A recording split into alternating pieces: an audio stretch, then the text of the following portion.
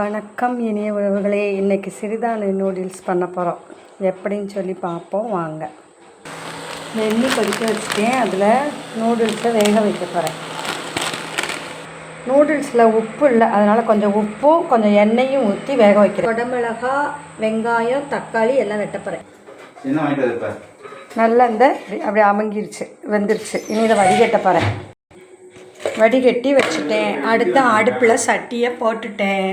வெங்காயத்தை போட்டு வதக்க, சட்டியில் எண்ணெய் ஊற்றிட்டேன். வெங்காயம் போட போகிறேன், போட்டு வதக்க போகிறேன்.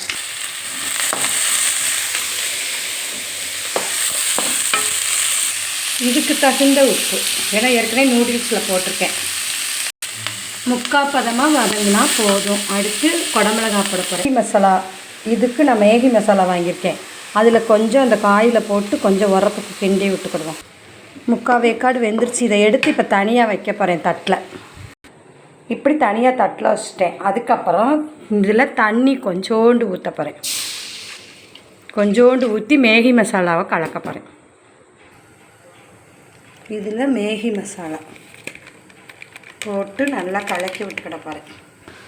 நல்லா 3 பாக்கெட் போட்டு இப்படி கலந்துட்டு நூடுல்ஸை தூக்கி போட போகிறேன். நூடுல்ஸை தூக்கி போட்டு கிண்ட போகிறேன். இப்படி நல்லா எல்லாத்துலேயும் உரப்பு படுறபடி நல்லா போட்டு கிண்டிட்டேன். அடுத்து நம்ம வச்சுருக்க இந்த காயவும் தூக்கி நல்லா போட்டு கிளற போகிறேன்.